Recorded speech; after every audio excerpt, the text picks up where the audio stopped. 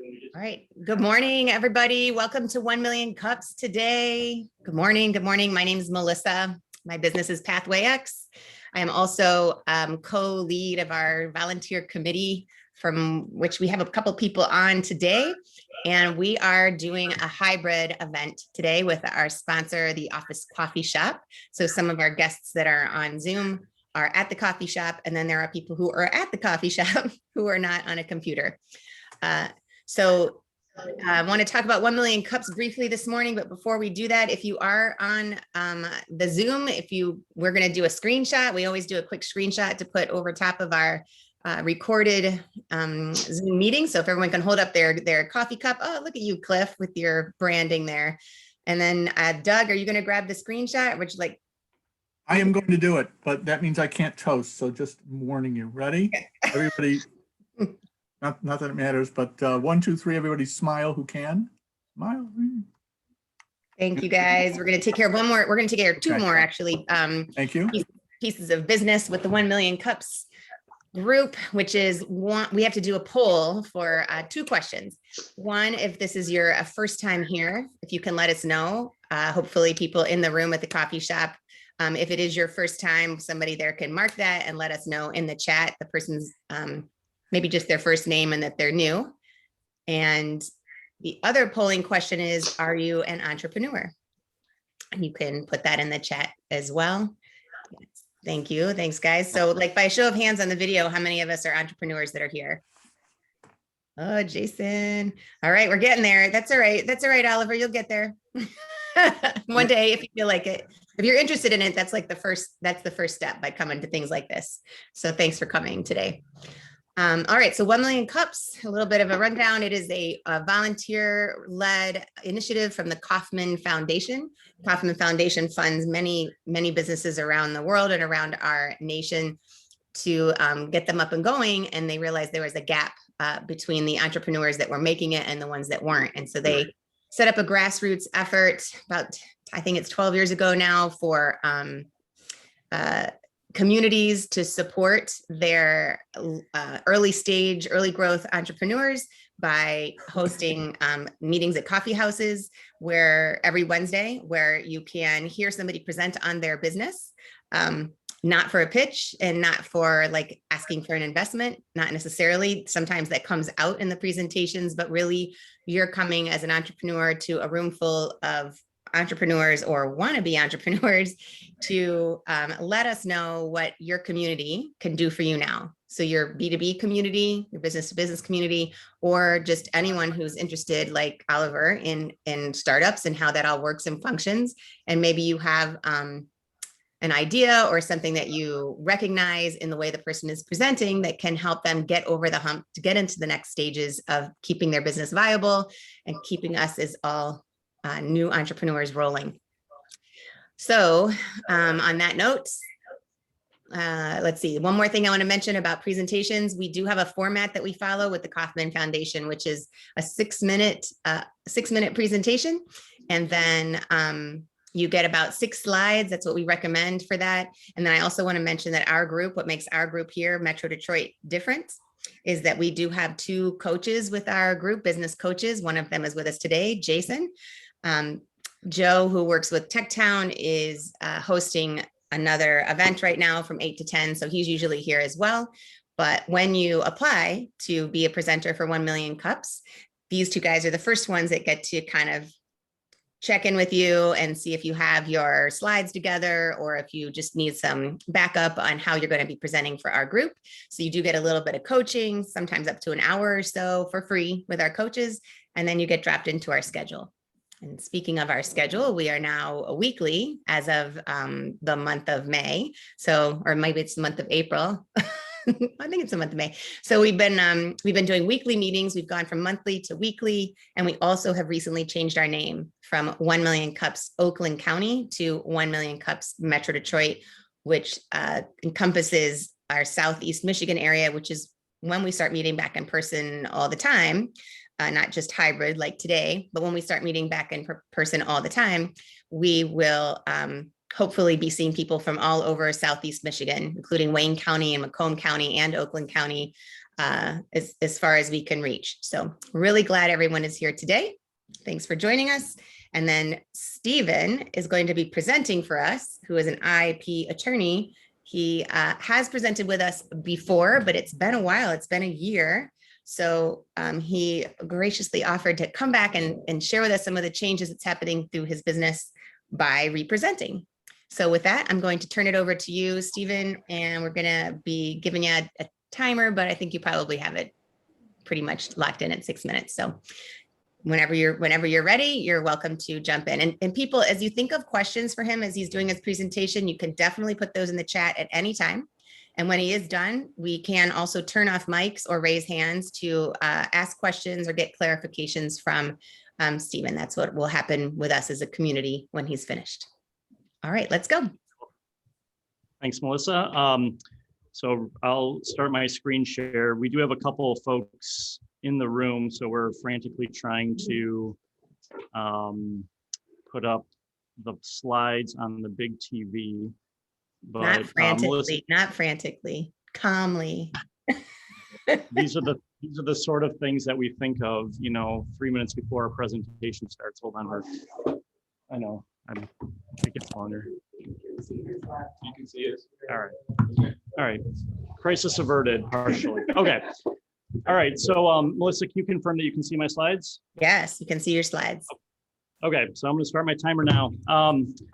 So this presentation is called Nobody Likes Lawyers, So I Became an Entrepreneur. And the reason I called it that was because when I started my firm, I was trying to run it like a legal practice instead of like a business. And I learned pretty quickly that that's a good way to go out of business. So I started treating my business like a business, and that's where I am today. So before we get started, I'm not your lawyer. This presentation is not legal advice. I don't think we're going to get into that realm, but if you happen to hear me say something that sounds like it might be legal advice, please talk to your own lawyer about it, because there may be some nuance I've left out because I only have 6 minutes, and it may not apply to your situation. Okay. So a little bit about me. I am the founder and lead IP attorney of Patent XP, an intellectual property law firm. We're located in Southeast Michigan. I have an electrical engineering background, so a lot of the work that I've done tends to be electronics, computers, software, things like that. I have pretty significant patent, trademark, and copyright experience, and I also serve as a fractional chief IP counsel to a number of different startups. You can see some of the companies that I worked with here on the slide. Pretty much what we do at a high level, we help businesses protect their innovative products and designs. We help protect brand names and logos, that's with a trademark. We help protect software with either patents or copyrights, creative content with copyrights, and then also secret business information with trade secrets.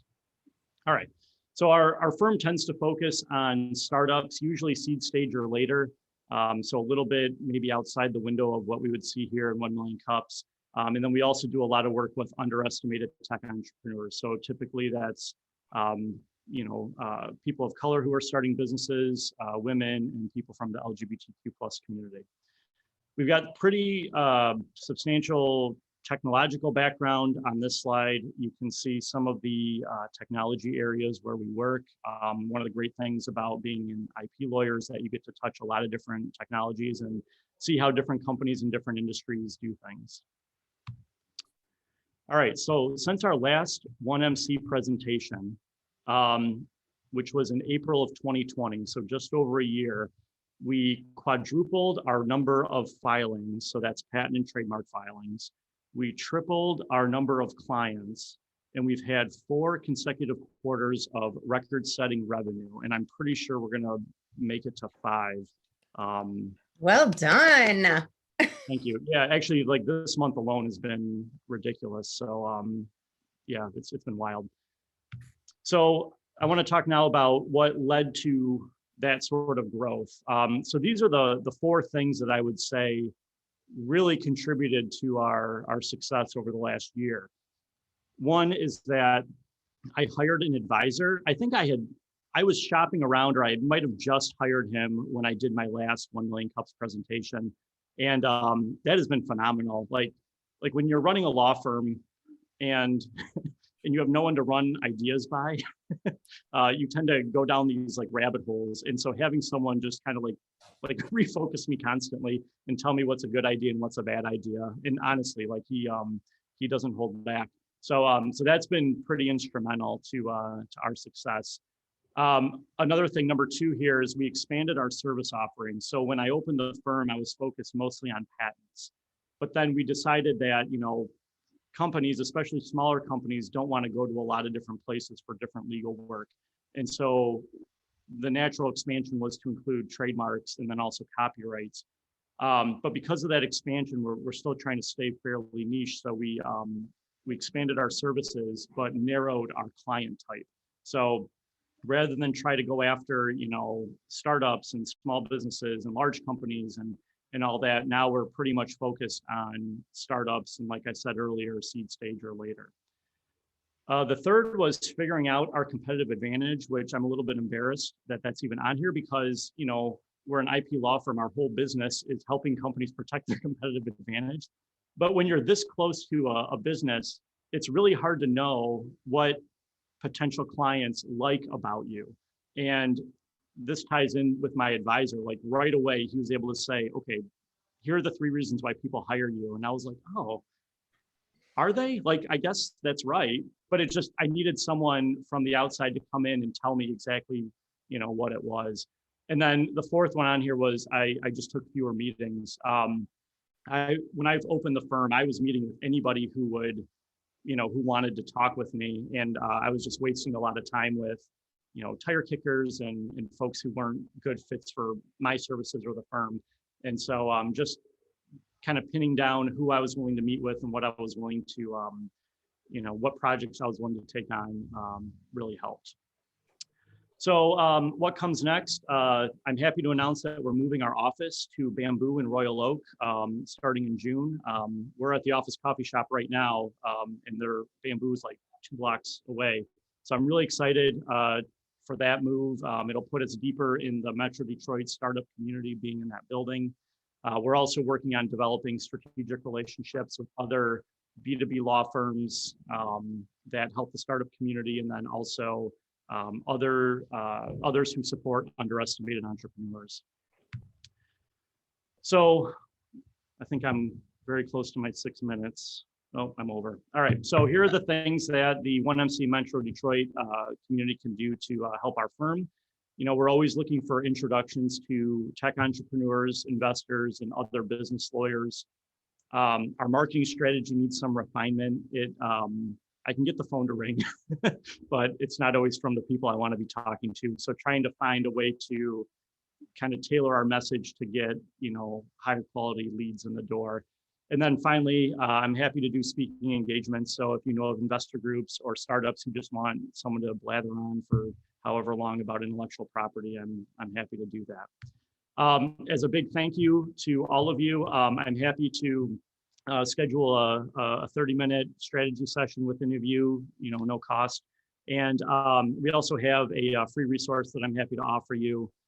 It's called Close Your Funding Round or Close Your Business. It's a resource that helps tech entrepreneurs understand what they should be telling potential investors about their IP portfolio. So I'll put some links in the chat for those. So I think that's it. Whoops, let me go back up to this slide. All right, so yeah, I'm happy to answer any questions, and yeah, we'll go from there. Oh my gosh, that was so good. That was so good. I'm modeling my whole presentation that I'm gonna do with 1 million cups after yours, Stephen. Like, so all right. So I'm just gonna say, I don't know if you got to speak to Jason or to Joe, because you can take advantage of our coaches, but I don't know if did you do that this time, or you're really busy this month? No, not this time. No, it's been wild. I actually did all these slides. I probably shouldn't pull back the curtain, but I did all this yesterday at about 8:30 p.m. because yesterday was such a wild day. Yesterday was, I would say that yesterday was probably the most successful day of my law firm revenue wise. What? The amount of things we had to do. Yeah. Congratulations. Actually, before I start my cheerleading, I would love it if Jason, since you didn't get to speak with Stephen in advance, if you can give him some feedback, because I know you have to sign off in just a couple minutes if you're available to do that.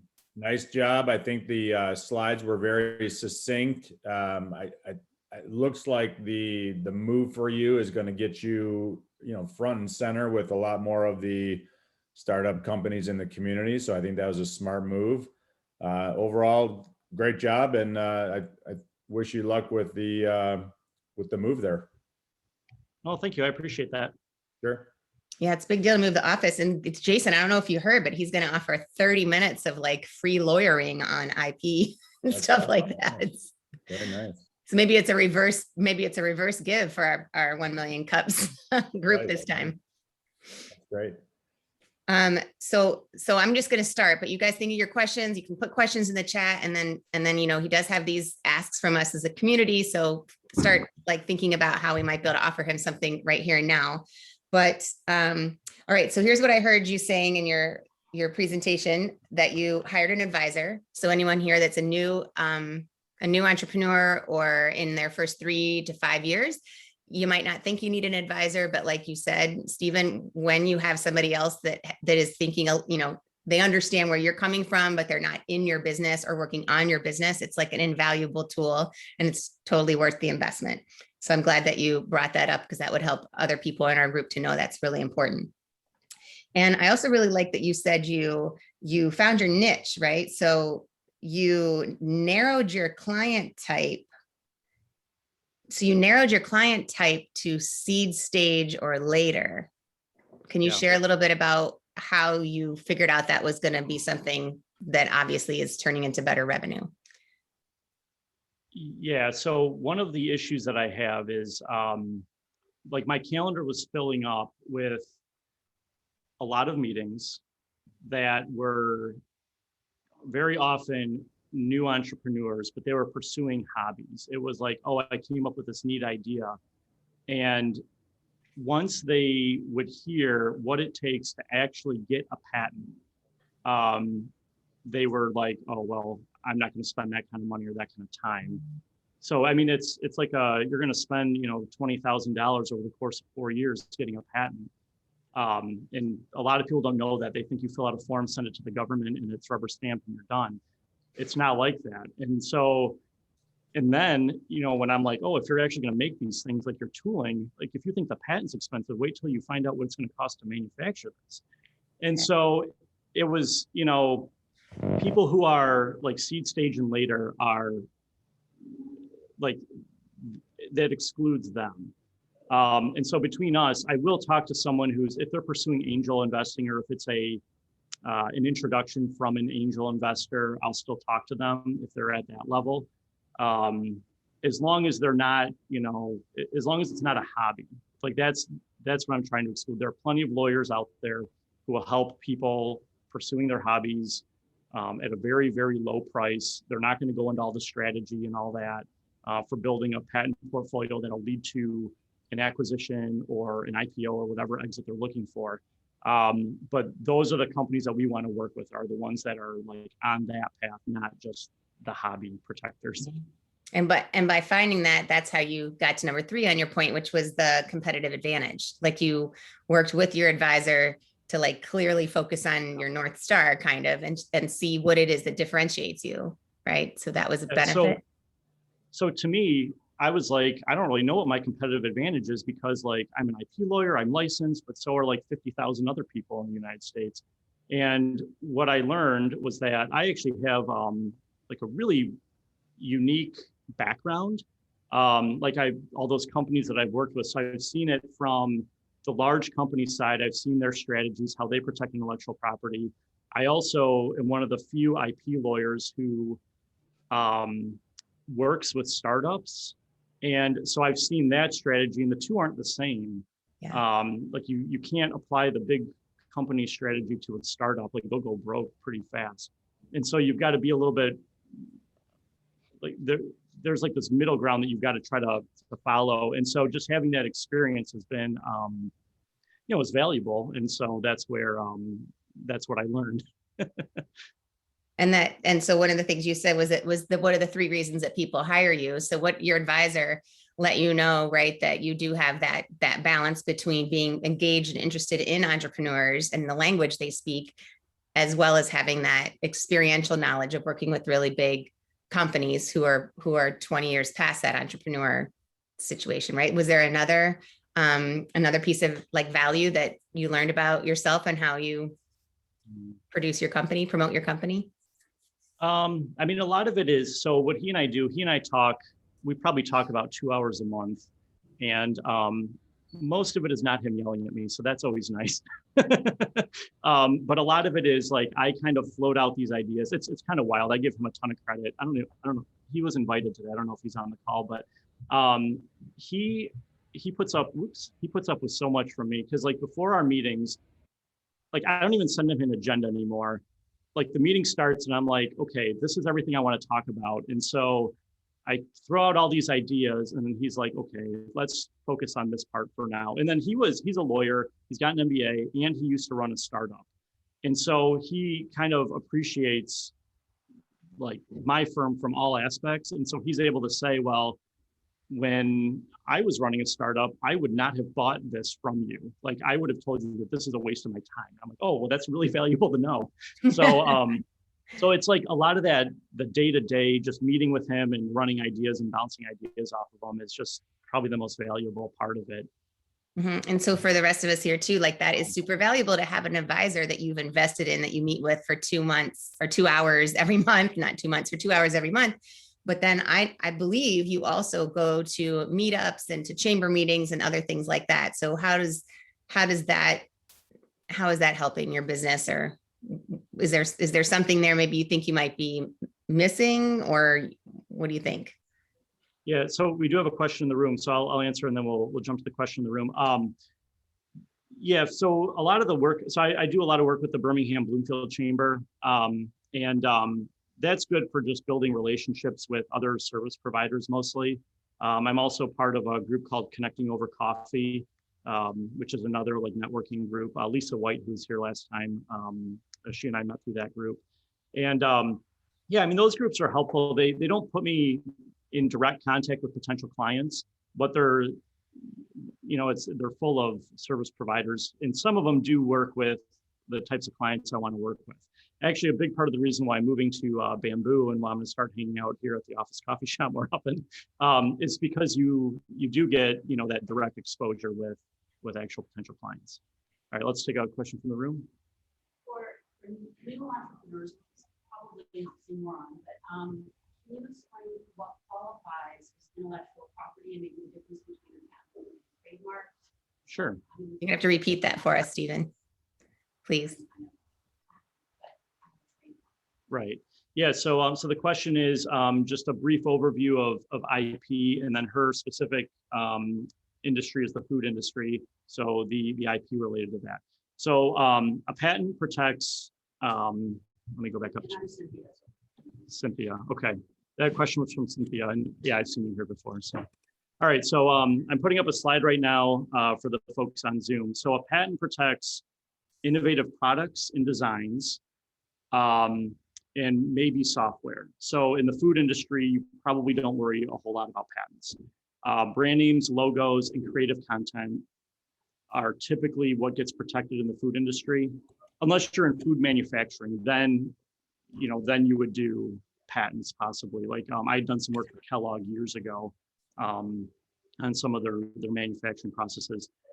Yeah, so brand names and logos are trademarks. That's typically the way people would recognize. I mean, you want somebody looking at your brand name or logo to see that product and immediately stop and say, I like this brand, I trust this brand. I'm not even gonna look at anything else. I'm just gonna pull this off the shelf. And so that's what food companies do. They build up this brand and protect it with trademarks.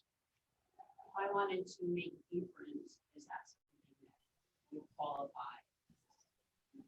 Trademark, sewing technique, would that qualify as trademark?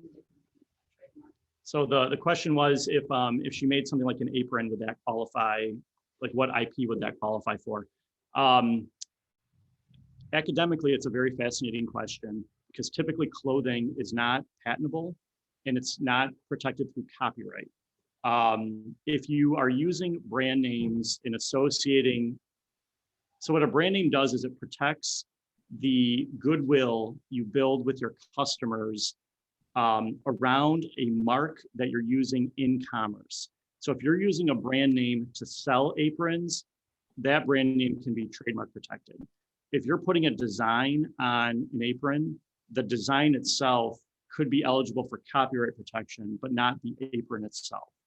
And then a patent, the only patents that cover clothing are typically like if you're embedding some sort of technology in the clothing, or if it is a unique manufacturing process, something like that. So it is possible to patent clothing, but it's not the common route people who are manufacturing something like an apron would go.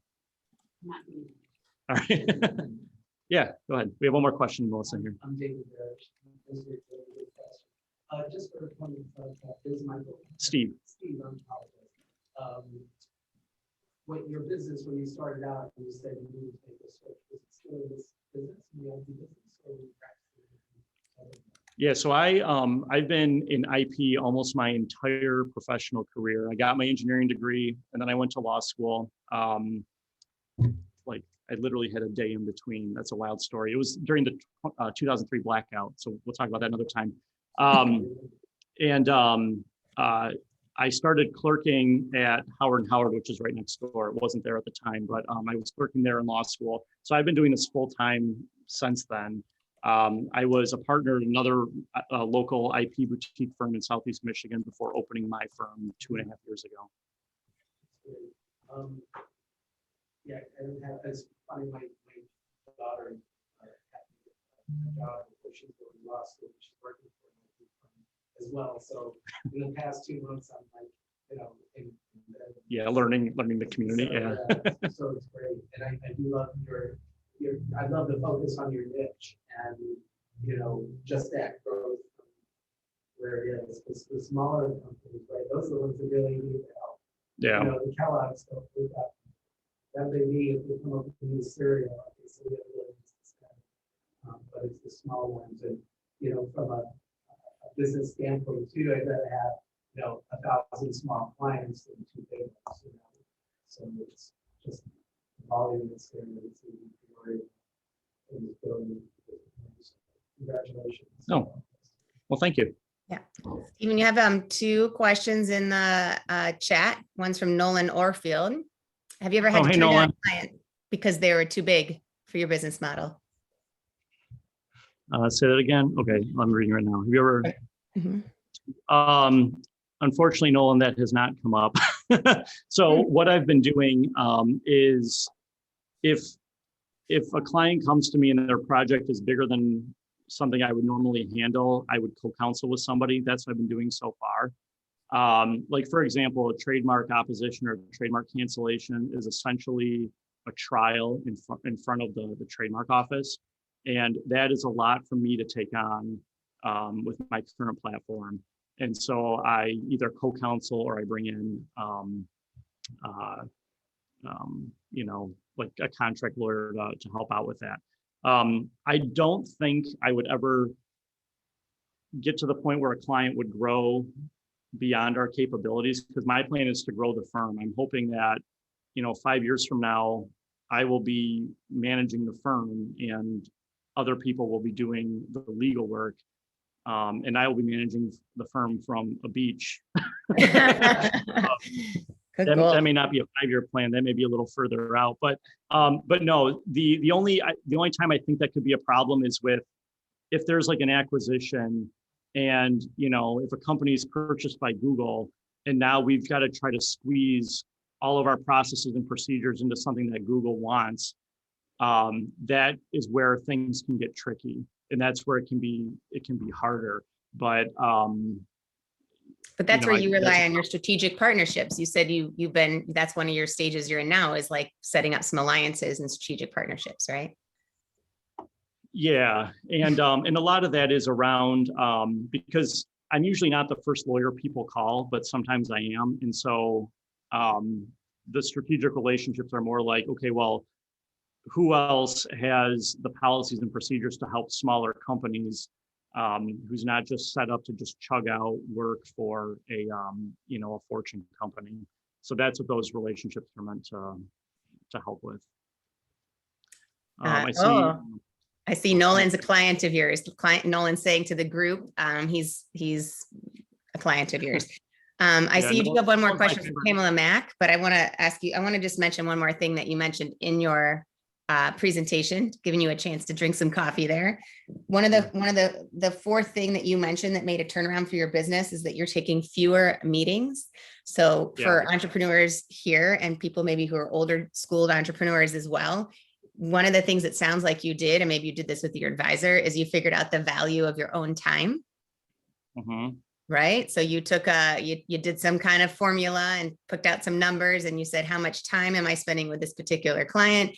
How much am I making off of that? And then you do a simple calculation and you see what your hourly rate is, right? So you discovered that having a 1 hour meeting that could be worth $5,000 worth of your time probably wasn't advantageous. Does that sound along the lines of what you did? Yeah, I mean, the way you described it is a little bit nicer than how I put it to my advisor when we were when we were figuring out how to solve that problem. But yes. Yeah. It's hard. I know it's hard. We all know that's why we're doing 1 million cups of coffee, because it is these relationships where you go have coffee with somebody or you join one of these networking events and you have a chat. Those things, they can be invaluable and you don't know if they're going to be invaluable till you actually get in the conversation and you let that time transpire. So I just wanted to bring that piece up for anyone else in the room, that it is very valuable to know how much your time costs you when you're taken away from your business or when you give it to somebody else. So you don't want to ever feel bad for giving somebody a free hour, but at the same time, what could you do with that hour? So make sure you're strategically planning when those meetings happen for you. Yeah, it's all about finding the best use of your time. And for me, it was, I mean, certainly talking to potential clients is an extremely valuable use of my time. It's just they've got to be kind of ready to hire an IP lawyer. And so, getting talking to people who already have a lawyer, like a business lawyer who've already set up their business, who, kind of got some idea of what it takes to run a business is a much, I know going into that meeting, it's going to be a much more, fruitful discussion than someone, like I said before, where I'm the first lawyer they've ever talked to in their life. So, yeah. Pamela, do you want to ask your question out loud? Yeah, sure. Hey, Stephen, how are you? I'm well. How are you? Good. Sorry I missed your presentation, but I know you're on the right path. Everyone, Stephen's a top IP lawyer. I refer all my matters to him. So listen, I had a question, it was sort of a follow-up question about the food business, right? So a lot of times I get approached from food businesses and they want to know, what they're protecting. Can you speak to trade secret a bit? Yeah, so trade secrets, thanks for bringing that up. That is, it's not something I mentioned before when I was answering Cynthia's question. Yeah. So trade secrets are probably the most important way companies in the food industry protect their recipes. Like think of the formula for Coca-Cola. If they were to try to patent that, that would have meant publicly disclosing that formula 100 years ago. And that would have been the end of their business, 80 years ago. So protecting as a trade secret, building the safeguards around the recipe, limiting who has access, tracking who's accessing it. All that stuff is critical in the food industry. Even if you're a restaurant, having all your employees sign non-disclosure agreements so that no one's going to start a blog saying, "Oh, this is how you recreate, this recipe from this great restaurant." So, trade secrets are critical in the food industry. So thanks for reminding me of that. Oh, Cynthia has a follow-up question. With regards to that, I watched a YouTube thing one time about a plumber explaining how to change something in the drain. He said, or maybe it was changing the oil. He said, I can show people how to do this. The number of people who are actually going to do it themselves is very small. Yeah. So I want to be able to publish my recipe. So because I'm trying to do something, they can do it themselves.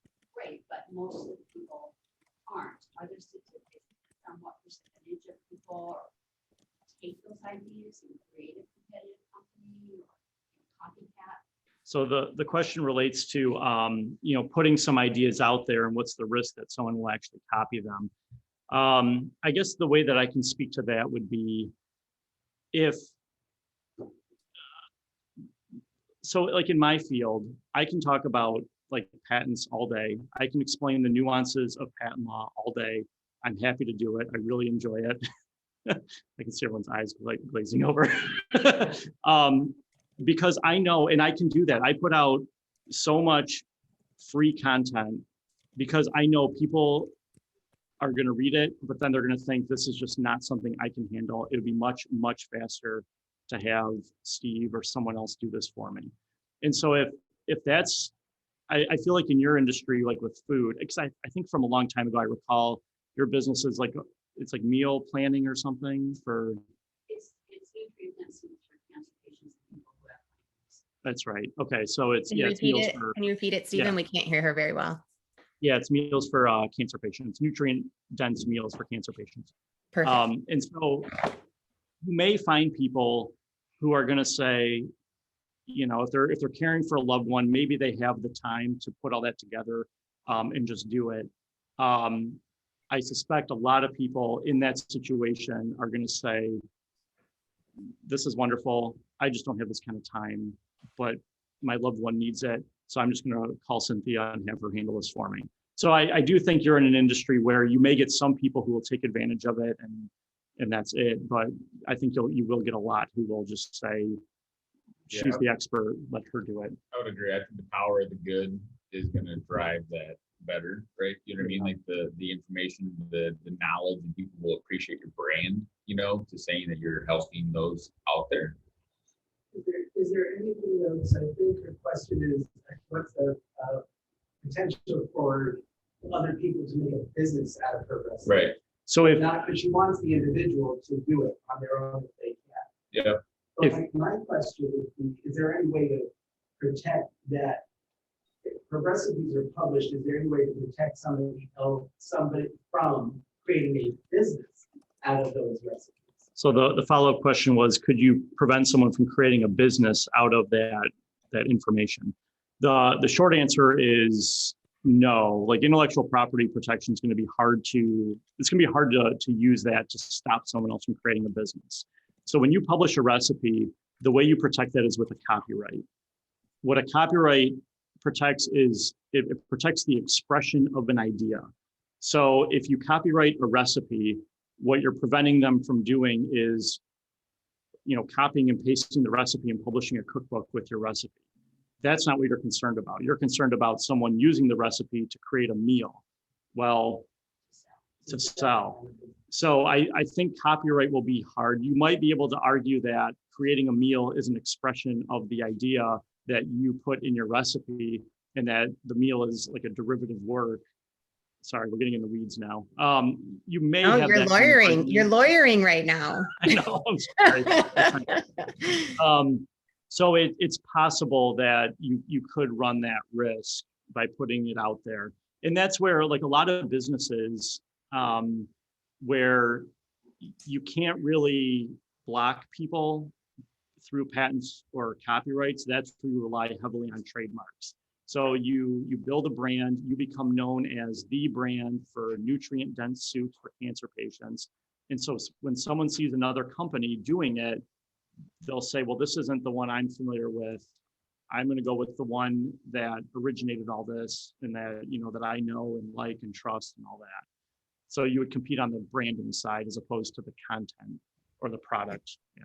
That was pretty clear. That was clear. Mike Bacon, do you have a question still? Yes.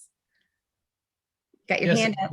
Stephen, Just wanted to wait. hey, so a couple questions. First of all, good presentation. I'm glad I caught it this time. I missed you last time, so I'm glad I was able to catch you. You'd stated that you need to refine your marketing strategy. And so I have kind of two questions. One, where have most of your leads been coming from lately? Because it sounds as if you're in the middle of refining your marketing strategy. And then two, do you consider the advisor or hiring the advisor as part of that marketing strategy? No, my advisor he would not like he does help me with the marketing strategy, but it's still kind of on me to execute and, you know, like finalize and execute. Most of my leads come from, or we'll put it this way, my favorite leads come from other lawyers. Like I've been talking about, those are the people who. It's a good book title right there. Yeah, I mean, if another lawyer is going to send one of their clients to me saying, you like, if they're going to tell them you should talk to Steve, then I already know that this is someone, I don't know, we're probably recording, so maybe I shouldn't say this, but like this is someone who pays their bill, they're responsive, they're a good client. Like I know if I'm talking to someone I don't like, I would never send them to a lawyer, like to another lawyer that I do like. I disengage quickly, get off the phone, and then that's the end of it. But if I like them, I will send them to people like Pamela and other lawyers that I know. And so anyway, the best referrals I get tend to come from other lawyers, or they come from current clients, because I know, you know, like if it's a client I enjoy working with, then, you know, their friends tend to be very similar, like like-minded, and those work out pretty well. The toughest ones are the cold calls. And I can even break it down further than that. If they email me, it's probably going to be a better conversation than if they call me on the phone. For some reason, people who pick up the phone and call lawyers tend to be a little bit more higher maintenance and less likely to convert, and they tend to be less likely to be somebody I want to work with. So I do keep pretty detailed records of what works, and like, you know, how people find me and whether they hire me and under what circumstances, and try to tailor it toward that. So that's why, because my best referrals come from other lawyers, my main marketing goal is to meet more lawyers who don't have relationships with IP attorneys. And it's less, you know, Google ads and things like that, because, you know, that's what brings in the cold calls who call me and don't go anywhere. Okay. If I'm being completely candid. Yeah. Do you have any suggestions for him, Mike? You have a pretty good background in marketing. Do you have any suggestions for him? No, it sounds as if you're kind of narrowing it in on building your network of other lawyers, because your referrals are your strongest lead source. And you know, just going down that path and doing whatever you can to build up that network sounds like a good plan right now. Yeah. So I'm going to follow up on that. And Steve, if you can put up that slide about what you're asking from us for our community again. Yep. There's two things. What Mike mentioned, and while you were thinking about how you were going to respond, that a good book title, which is also a good marketing tactic, if you're just going to do an ebook, because it sounds like you like to write, you like to respond via email, you write a whole list of whatever for your advisor. I mean, I'm just paying attention to what you're sharing today. If you do have in the back of your mind that you're going to do some kind of a short book, long book, whatever, at some point, that title, most of my leads come from other lawyers. Really good. And that you are focusing on trying to meet more lawyers. And I think you brought this up before, your strategic partnerships. So that need an IP lawyer like you are, that has a mechanical engineering background, who is an entrepreneur, and who is like, you know, you're kind of easygoing for a lawyer. You like, the first thing you said on your slideshow was, I'm not your lawyer, and I'm not going to try to be your lawyer, and I'm not going to pretend to be your lawyer. I'm not your lawyer. This is my disclaimer. So as far as your marketing tactics, it sounds like you're still in the word of mouth level of tactics and so maybe where you say your number 2, your marketing strategy needs refinement. Is there anyone maybe in the room here that can share a way that he can, because he's already explained to all of us clearly, his market is more lawyers that need IP lawyers, that you're at seed stage or later. That's the group that you want to help. So lawyers that are helping that group. And then you also have a competitive advantage. So is there anyone here in the room that can kind of help him verbalize what a strategy might look like? Well, it sounds like you're speaking tactically more than strategically. It feels like, from my standpoint, Stephen, like I'm not sure. I'm hearing about a positioning that separates you and your firm. Frankly, I don't know what tactics you're using or ought to be using to reach other attorneys who might have those clients, but I think you're a lot closer than maybe you think, or that you're saying, to having a differentiating positioning that would feed all of your all of your tactics. Tactically, I don't know what you're doing.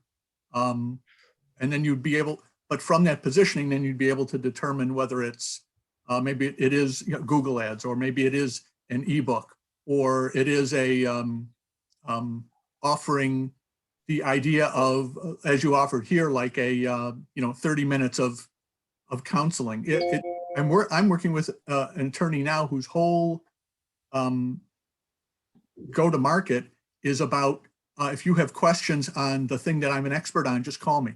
It's free, and I'm happy to do that.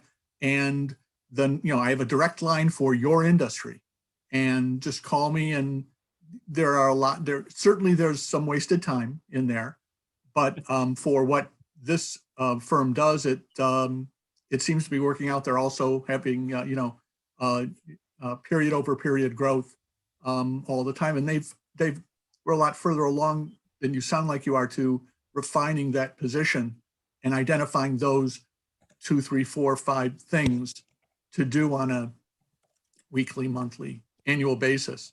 But it sounds as if you've got a relatively close idea of what your positioning is. I don't know if it's explicit or whether it's kind of implied in the things you're doing, but that's just that's a small exercise to to get there. There's things online you can use to identify that.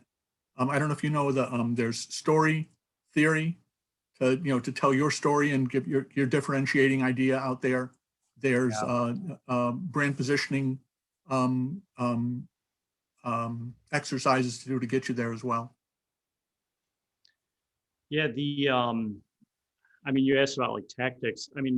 Really one of the most successful things I've done has been when I find a lawyer who seems to have values that align with mine, like they're not tied to a large company's policies and procedures, like they're pretty nimble, like maybe a newer firm.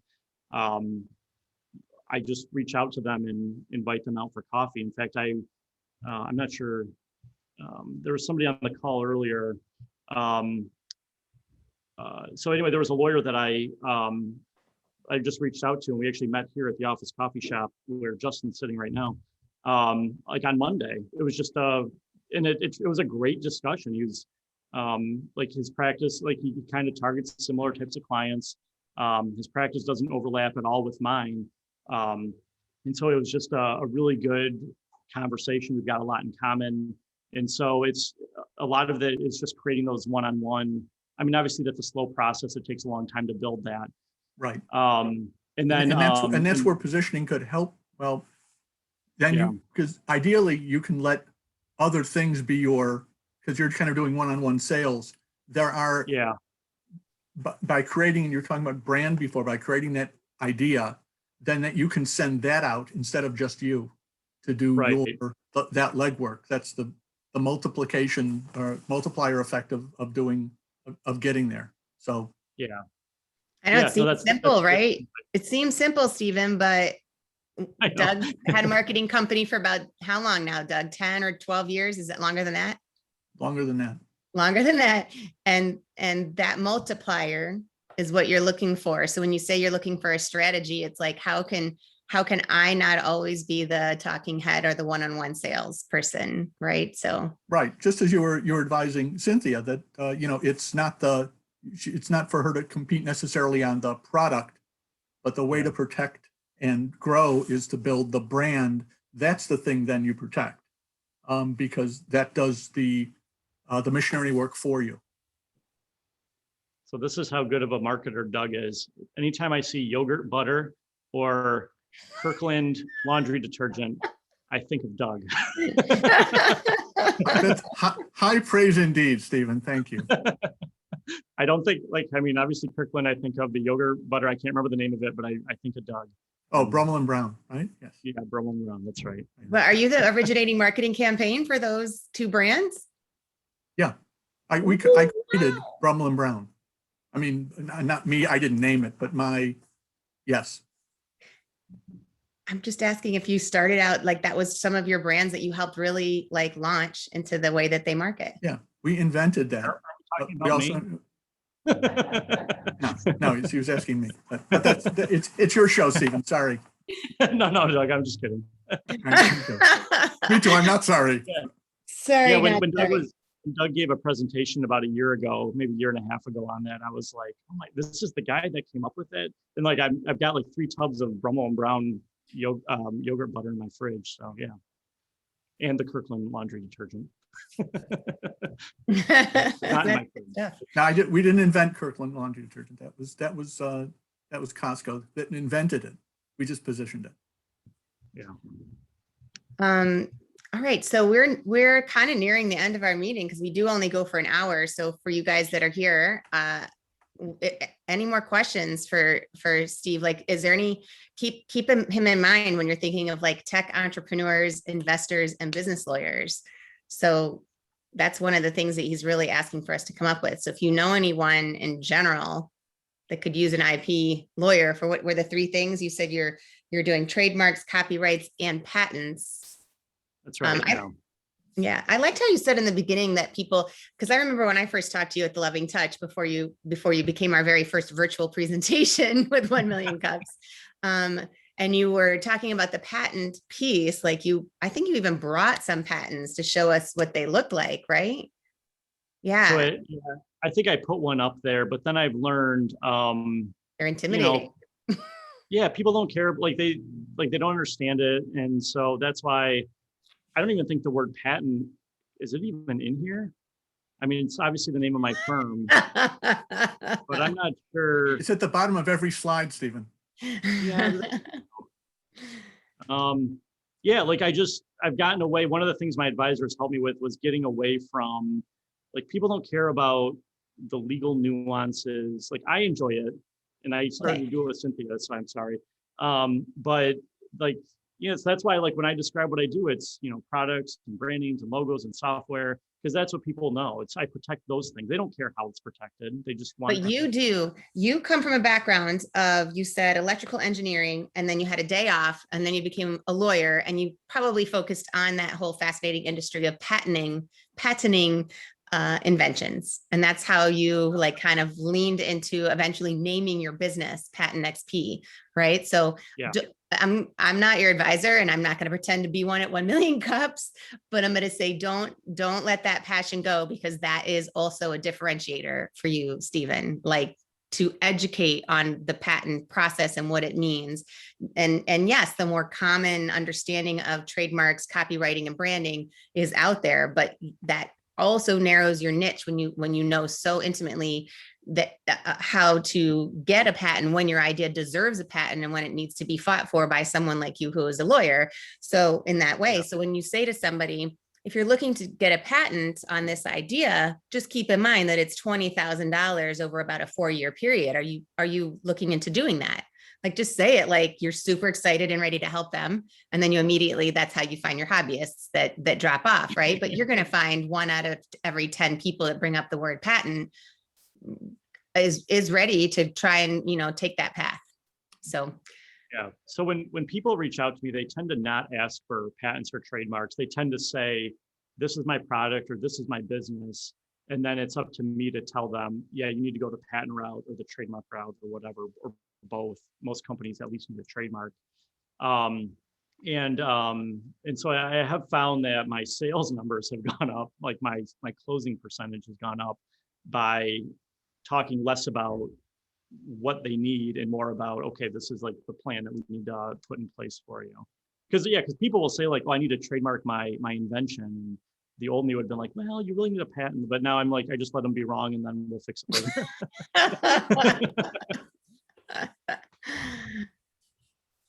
All right. Do we have any more questions? Does anybody have any more questions for Stephen, or anything that they can offer as support? Like, the last thing that you have on your list is to do speaking engagements. So if there's anyone else in the room that's going to anything else that's either in person or Zoom or whatever, whatever kind of hybrid platform you're using or virtual platform, obviously he's a good speaker. He does an easy going slideshow and is very knowledgeable. So Just Let's help imagine him if I. out. Actually, But have Steve? you, I said, just imagine how good it would have been had I practiced it.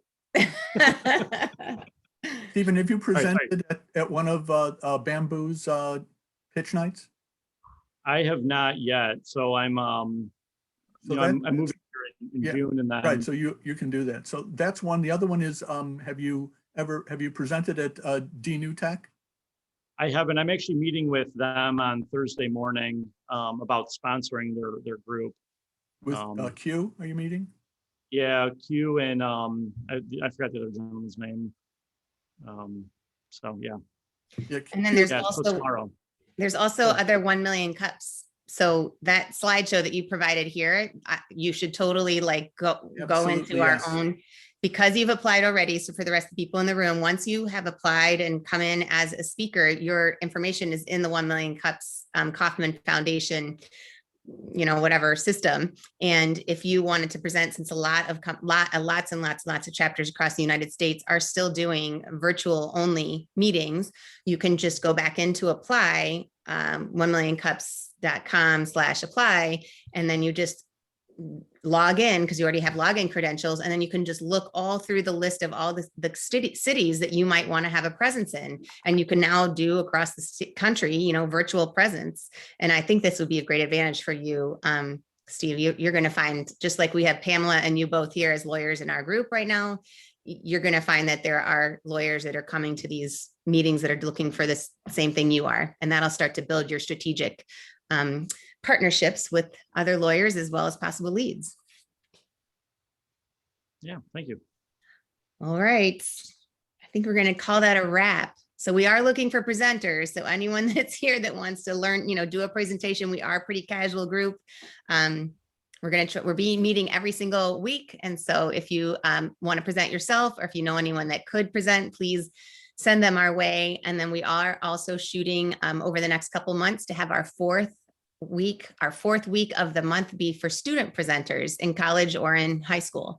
So if you know a kid who's got some kind of an invention or has started their own business and they're looking for a speaking platform with B2Bs, just like we are, please show them how easy the application process is, mentor them, and get them into our group so that we can all enjoy the energy of our young entrepreneurs. All right, well, thank you guys. I hope you have your numbers right, Doug. You know, there's 3 people not on screen in the No, coffee no, shop. there were 3. How many of them were entrepreneurs? Any ideas? Do you know, Steve? Right. Do you know Three. all of them except for Olivier? Olivier. Olivier. Yeah, he was sitting out there, so we just pulled him in and said, "Hey, come sit here with us." I think he It was the great. first- It was great. I Oh, think he good. was the only first timer, if I'm not You're the mistaken. only first timer. We do have some repeat presenters, but please come back, Olivia. We would love to have you come every week, or bring other people that you know that are entrepreneurs that might get something out of this. So, Absolutely. all right. Thank you guys. Thanks, Okay. everyone. Sorry, I'm going to stop recording because we're going to do our meeting after this. Okay. All right. Okay. All right.